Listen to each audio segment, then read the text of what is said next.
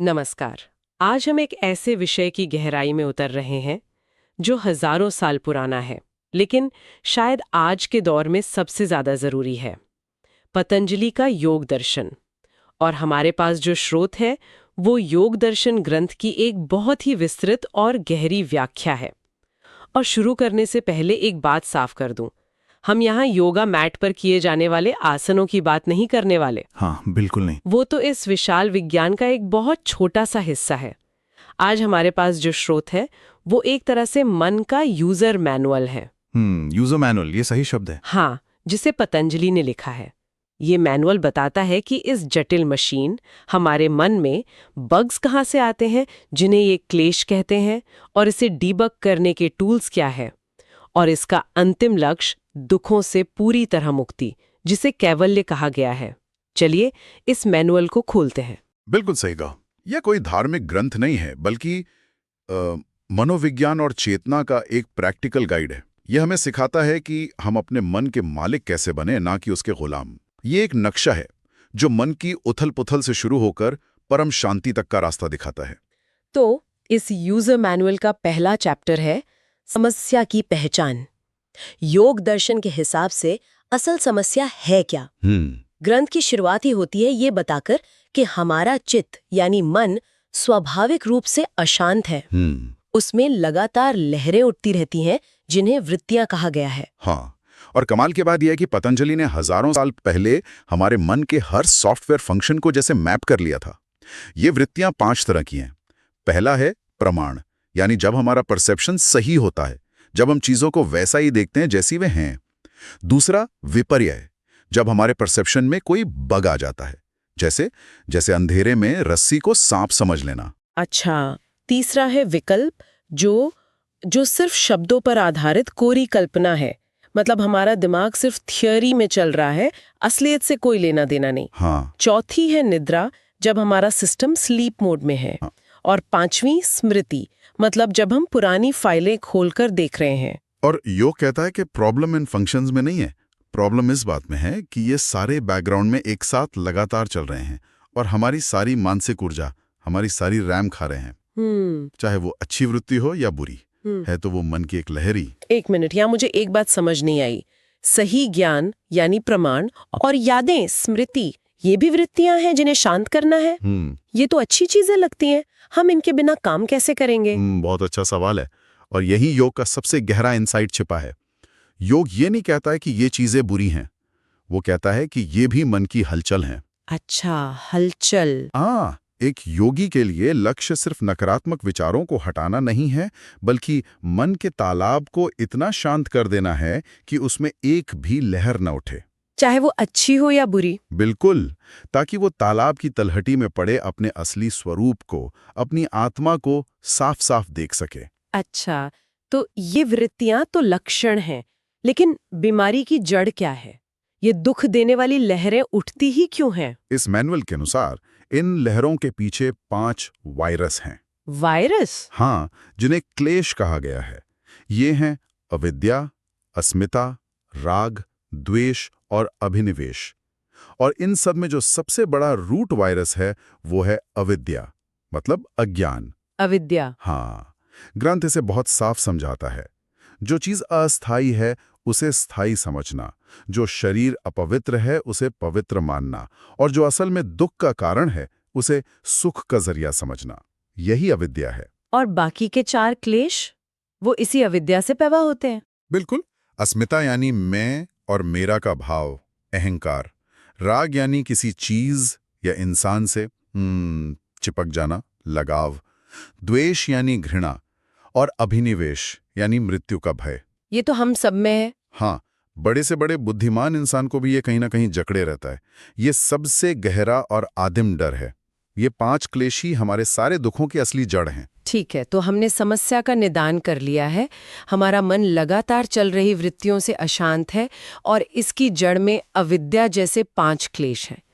अब इस user manual में इलाज क्या बताया गया है? इसे ठीक करने के टूल्स क्या है? इसके लिए पतंजलि 2 बहुत ही शक्तिशाली और बुनियादी उपकरण देते हैं, अभ्यास और वैराग्य। और ये दोनों एक सिक्के के 2 पहलुओं की तरह हैं। एक के बिना दूसरे को साध नहीं सकते। अभ्यास यानी गाड़ी का एक्सेलरेटर, जो आपको मन को एकाग्र करने के रास्ते पर आगे बढ़ाता है। ये एक लगातार लंबे समय तक किया जाने वाला प्रयास है। और वैराग्य फिर स्टीयरिंग व्हील हुआ। एकदम सही, वैराग्य है स्टीयरिंग व्हील, जो आपको दुनिया की चीजों के आकर्षण और विकर्षण की खाइयों में गिरने से बचाता है। इसका मतलब है देखी सुनी चीजों के प्रति जो एक जबरदस्त खिंचाव या नफरत का भाव है, उससे आजाद हो जाना।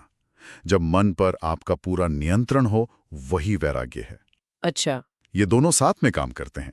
अभ्यास से आप सही दिशा में बढ़ते हैं और वैराग्य से आप गलत दिशा में जाने से बचते हैं। व्याख्या में वैराग्य के भी 2 स्तर बताए गए हैं, एक शुरुआती और एक बहुत ऊंचा। हाँ, पहला है अपर वैराग्य।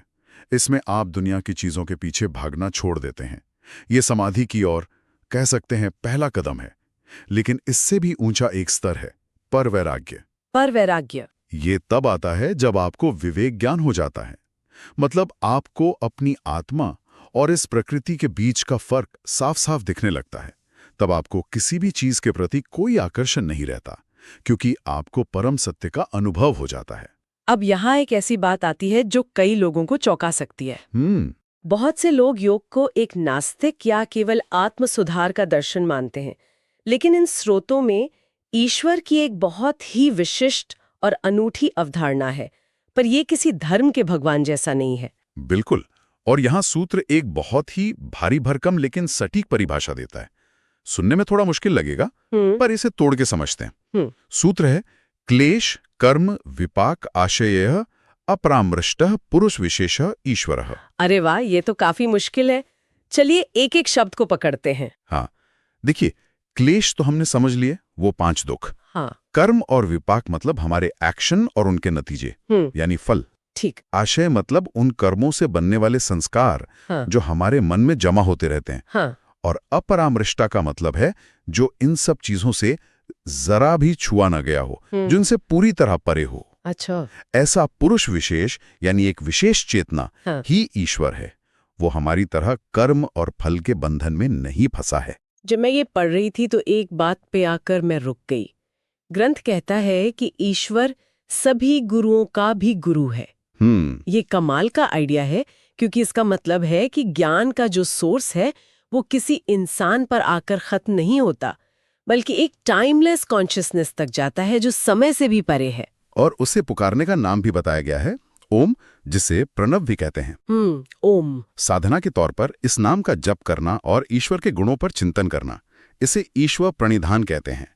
ये एक तरह का हॉट की या शॉर्टकट है। शॉर्टकट। हाँ, इस साधना से न केवल आत्मा का साक्षात्कार होता है, बल्कि योग के रास्ते में आने वाली बाधाएं जैसे बीमारी, आलस्य, शक, ये सब अपने आप दूर हो जाती हैं। ये अभ्यास और वैराग्य की बात सुनने में तो बहुत अच्छी लगती है, लेकिन ये बहुत हाई लेवल है। एक आम इंसान इसे अपनी रोजमर्रा की जिंदगी में उतारे कैसे? क्या इन स्रोतों में कोई स्टेप बाय स्टेप गाइड भी है, कोई पहला कदम? हाँ, बिल्कुल है। और इसी के लिए अष्टांग योग यानी 8 अंगों वाले योग का रास्ता बताया गया है। अष्टांग योग। हाँ, ये एक बहुत ही व्यवस्थित और प्रैक्टिकल मार्ग है। और इस मार्ग की नींव सबसे पहले 2 कदम हैं, यम और नियम। ये एक तरह से नैतिक और व्यक्तिगत अनुशासन का कोड है। यम यानी सामाजिक नियम, अहिंसा, सत्य, अस्तेय यानी चोरी न करना, ब्रह्मचर्य और अपरिग्रह मतलब जरूरत से ज्यादा इकट्ठा न करना। हाँ। और नियम यानी व्यक्तिगत नियम, शौच यानी शुद्धता, संतोष, तप, स्वाध्याय और वही ईश्वर प्रणिधान। यहाँ अहिंसा की एक बहुत ही गहरी व्याख्या दी गई है, जो सोचने पर मजबूर करती है। अच्छा। हम अहिंसा का मतलब समझते हैं किसी को चोट ना पहुंचाना, लेकिन ग्रंथ में एक उदाहरण है कि अगर माता पिता या गुरु किसी बच्चे को सुधारने के इरादे से बिना किसी द्वेष के प्रेम पूर्वक कोई उचित दंड देते हैं, तो वो हिंसा नहीं बल्कि अहिंसा है। अरे? क्योंकि उसका उद्देश्य उस व्यक्ति का और समाज का कल्याण करना है। ये हमें नियम के पीछे की भावना को समझने पर जोर देता है। ये तो नींव हो गई। इसके बाद के अंग है आसन और फिर आता है प्राणायाम। हम अक्सर प्राणायाम को सिर्फ सांस लेने छोड़ने का व्यायाम समझ लेते हैं। हाँ, ज्यादातर लोग यही समझते हैं। लेकिन इस मैनुअल में इसका उद्देश्य कुछ और ही बताया गया है। हाँ, सूत्र 252 में पतंजलि कहते हैं, ततः क्षीयते प्रकाशावरणम। प्रकाशावरणम यानी प्राणायाम के अभ्यास से प्रकाश के आवरण का क्षय होता है। प्रकाश का आवरण? इसे ऐसे समझिए कि हमारे विवेक ज्ञान के ऊपर अज्ञान की एक मोटी धूल जमी हुई है। प्राणायाम उस धूल को धीरे धीरे साफ करने का काम करता है। मतलब ये सांस का व्यायाम हमारे अज्ञान को मिटाता है। ये कनेक्शन तो कमाल का है। बिल्कुल। जब ये आवरण हटता है तो चित्त स्थिर होने लगता है और हमें सत्य को, चीजों को जैसी वे हैं वैसा देखने की क्षमता मिलती है। ये सीधे सीधे अविद्या पर प्रहार है। स्रोत में बाह्य प्राणायाम की एक विधि भी दी गई है। आराम से बैठकर पहले पेट और फेफड़ों की सारी हवा को बाहर निकाल दें और जितनी देर आराम से रोक सकें बाहर ही रोके रखें। और फिर? और जब लगे कि अब और नहीं रोक सकते तब आराम से धीरे धीरे सांस अंदर लेनी है। साथ में मन ही मन ओम का जप करते रहने के लिए भी कहा गया है। तो हमने इस यूजर मैनुअल के हिसाब से समस्या समझ ली, उसे ठीक करने के टूल्स, अभ्यास, वैराग्य, ईश्वर प्रणिधान भी जान लिए और अष्टांग योग जैसा एक प्रैक्टिकल रास्ता भी देख लिया। इन सब साधनाओं का अंत क्या है? हम पहुंचना कहाँ चाहते हैं? लक्ष्य क्या है? ये कैवल्य शब्द, इसका असल मतलब क्या है? इसे समझने के लिए मैं एक एनालॉजी का इस्तेमाल करूंगा। बताइए। इसे ऐसे समझिए जैसे आप कोई 3D मूवी देख रही हैं और कहानी में इतनी खो गई हैं कि आपको लगता है कि सब कुछ सच में आपके साथ हो रहा है।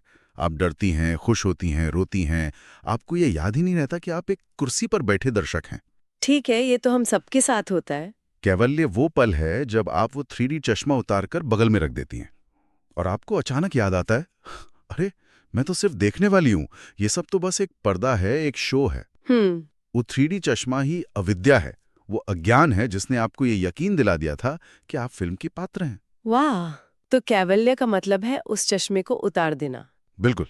ग्रंथ की भाषा में कहें तो जब अविद्या का नाश हो जाता है तो दृष्टा यानी देखने वाली आत्मा और दृश्य यानी ये प्रकृति और मन का खेल, इनका जो झूठा संयोग हो गया था वो टूट जाता है। और यही दुखों का अंत है। हाँ, और तब क्या होता है? सूत्र कहता है तदा द्रष्टु स्वरूपे वस्थानम। इसका मतलब सिर्फ नित्य आनंद है। स्रोत में एक जगह उस योगी के अनुभव का वर्णन है जब उसे लगता है कि जो जानना था वो जान लिया और जो पाना था वो पा लिया। हाँ। अब कुछ भी पाना या जानना बाकी नहीं रहा। ये परम संतुष्टि की अवस्था है। तो आज की हमारी इस चर्चा में हमने देखा कि पतंजलि का योग दर्शन सिर्फ शरीर का नहीं बल्कि मुख्य रूप से मन का एक गहरा विज्ञान है। ये एक यूजर मैनुअल की तरह हमें बताता है कि कैसे मन की अशांति यानी वृत्तियों और उसके मूल कारणों, क्लेशों को समझकर उन्हें अभ्यास, वैराग्य और ईश्वर प्रणिधान जैसे साधनों से शांत किया जा सकता है। और इसका अंतिम लक्ष्य है अपनी असली पहचान को जानना, जो इस दुनिया के हर बंधन, हर दुख सुख से परे है। ये यात्रा मन की चंचलता से शुरू होकर कैवल्य की परम शांति और स्थिरता तक जाती है। जाते जाते हमारे श्रोता के लिए एक विचार। इन स्रोतों में एक जगह उल्लेख है कि एक सिद्धे योगी के कर्म अशुक्ल अकृष्ण होते हैं। अशुक्ल अकृष्ण। इसका मतलब है कि उनके कर्म ना तो पुण्य यानी शुक्र या सफेद होते हैं और ना ही पाप यानी कृष्ण या काले। ऐसा इसलिए क्योंकि वे सारे कर्म बिना किसी लगाव या फल की इच्छा के करते हैं। ये सोचने वाली बात है कि एक ऐसा जीवन जीना कैसा होगा जहां आप दुनिया में सारे काम तो करते रहें पर उनके अच्छे या बुरे नतीजों से आप अंदर से पूरी तरह आजाद हों।